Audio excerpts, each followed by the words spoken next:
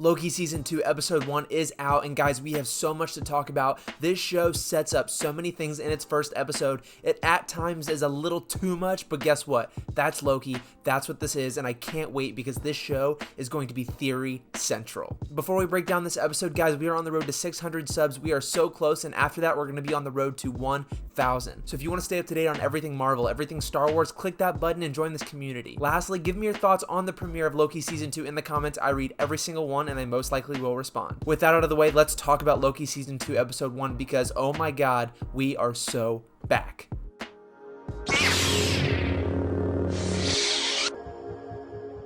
We start this episode off in the same place that we left on Season 1. Loki is running through the halls of the TVA that he thought he knew, but in fact, he has been teleported to the past after the events of Loki Season 1. So no, he's not a part of a different timeline, he's actually just being put in the past. This is why Mobius and B-15 don't recognize him. Now you may wonder, okay, if this is the case, why is there a giant statue of Kang? We're gonna talk about that later because, well, it makes sense. Loki escapes them and crashes into the office of Casey. Now Casey is a character we do remember from Season 1, and when he crashes, he leaves a mark on the ground and then he slips through time. Of course, when he slips through time, when he comes to, the mark is still there on the floor, meaning he had slipped into the future again, the current timeline that we know from Loki Season 1. Because after the time slip, Casey recognizes him and he sees the crack on the floor, but Casey says this has been here since as long as I can remember, meaning there must have been some sort of mind wipe that happened from Kang to all of the members of the TVA. After the opening credits, we catch up again with Mobius and B-15 from our timeline that is after the events of Loki Season 1, and we see X5 sort of be a jerk to Mobius. I really don't like this guy already, and he's sort of mocking him. We know that he's going to be popping up in future episodes as an alternate version, sort of real version of his TVA employee self, so I'm interested to see where his character goes, but I really don't like him at the moment. Loki keeps slipping through time in the past and in the present, and he's trying to make contact with Mobius. Mobius and B-15 are on their way to this meeting discussing what they're going to do with the timeline after the timekeepers have been basically found out to be completely fake. They get to the meeting room, but when Loki tries to follow them in there, he slips through time and arrives in the meeting room in the past. So instead of the timekeepers on the wall, it's actually just Kang. Meaning Kang was completely transparent in the past version of the TVA. He wasn't hiding himself. Something must have happened where they had to replace Kang with the timekeepers and sort of keep a veil over everything. Loki finds these tape recorders on the wall, and in this tape recording, you can hear Kang talking to Renslayer. Ravonna Renslayer is from the comic book. She is the love interest of Kang, and they're actually playing into it here. Something must have happened with them in the past because we know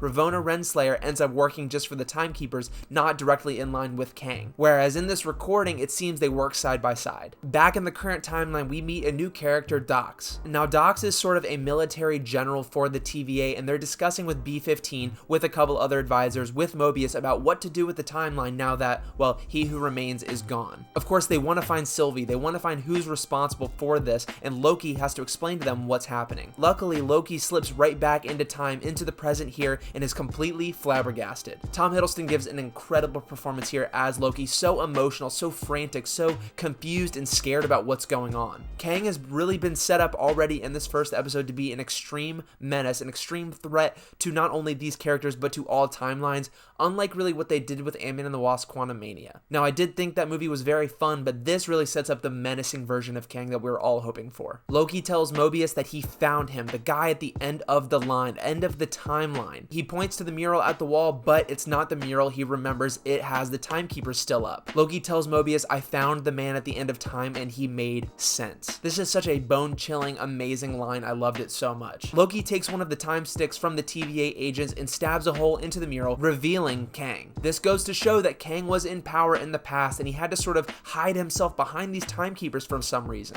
Loki tries as hard as he can to explain the events of Loki Season 1's ending to Mobius, but it's just so confusing even for himself. He explains that Sylvie wanted to kill He Who Remains, but he couldn't really explain whether this guy was evil or the lesser of the evils. While Loki and Mobius are walking through the halls explaining the events that happened in the previous season and what it means, we see a giant mural of Kangs. This seems to be the Great War, and we see a bunch of Kang's in the comic accurate suit fighting. It's interesting because Loki says there's war on its way, but if the mural exists, that means war has already happened. This is a loop of time. This is going to continue to happen unless they do something about it. Now, Loki keeps time slipping, and this means he's going in between past and present time, so they have to fix this. Throughout this episode, there's many different comedic moments, and they're very subtle, but they're very funny and very well placed throughout. Mobius says he knows someone that can help, so they go down and find Oroborus, also known as OB.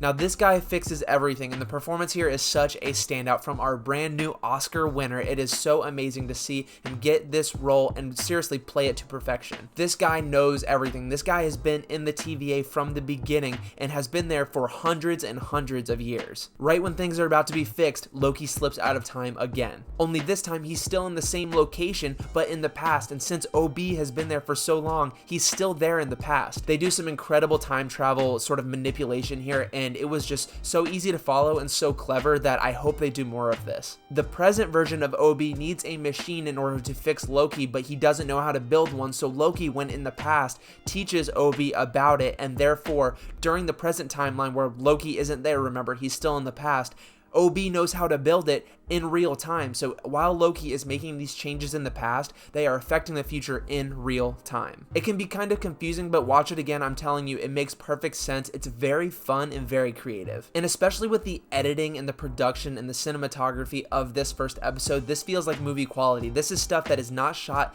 in the volume primarily. This is sort of on location set building type things, and you can really tell. It was shot fantastically, and I hope it continues again, not just with this first episode, but throughout the entire second season. So because of Loki's actions in the past, Obi was able to create the device that will help Loki to stop time slipping. Things are going crazy in the TVA. In order to get Loki to stop time slipping, they have to go to the temporal loom, which is basically spindling the thread of time and taking all of the branch timelines and sort of squeezing them into one. It's being overloaded because of the events that happened in Loki season 1, and to get the machine that helps Loki to stop time slipping, they've got to stop it. Loki has to go out to the machine and recalibrate it, but at the same time, Loki has to be pruned at the same time for him to stop being somewhat coexisting in other timelines and sort of compress his being back into one timeline. That part is a little confusing, but if you watch it again, you'll probably understand it better. But all you need to know is that Loki is sort of slipping in between different timelines and sort of different branches, so he needs to be compressed back into one main line. And to do this, the temporal loom has to be sort of fixed while Loki prunes himself. Only the problem is when they're about to go out there and do it, Loki time slips again into the past. Or we think it actually isn't the past because we see some dust markings that Mobius was writing with the dust with his finger. That means Loki did not slip into the past, he actually went to the future. And everything in the future is just a complete mess. I want to point out the visuals in this episode too because, well, nothing was sort of subpar. Everything looked great, everything looked movie quality with a combination of a Steadicam and shaky cam camera shots,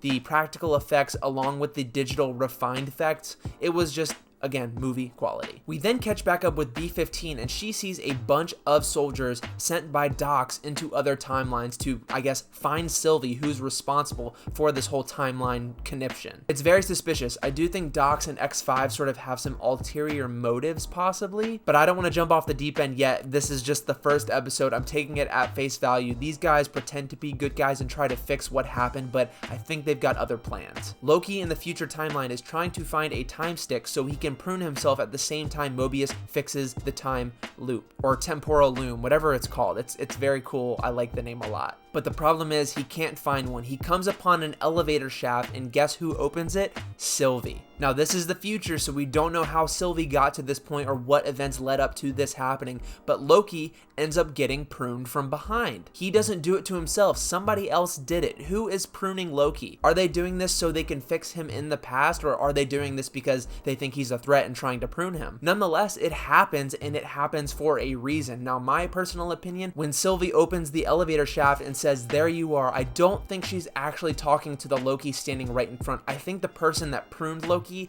is another Loki behind him. And we can't really know anything about this until we find out where this future timeline leads, so we just have to wait till further episodes to find out how they get in this situation and why they fixed it and how they knew how to fix it. And I also want to point out the phone is ringing during this time right before Loki gets pruned. Who is calling Loki at this point? And I also want to wrap it up by saying Loki getting pruned does cause him to go back and save both him and Mobius in the timeline that we are used to. What a cliffhanger, what an electric beginning to season 2. This captures all of the wonder, all of the mystery that was in Loki season 1 and sort of amplifies it with new rules, new characters, new everything. This is the Marvel show I've been waiting for, and I loved Loki season 1, and it looks like season 2 is going to be just as good, if not better. Reviewers have gotten to see the first 4 episodes, and I've seen pretty much nothing but praise so far. It's so great seeing Tom Hiddleston, Owen Wilson, everybody just back in their roles. It feels like forever ago that we saw season 1, and the fact that this first episode doesn't really take its time, it continues the story and is a very fast paced and has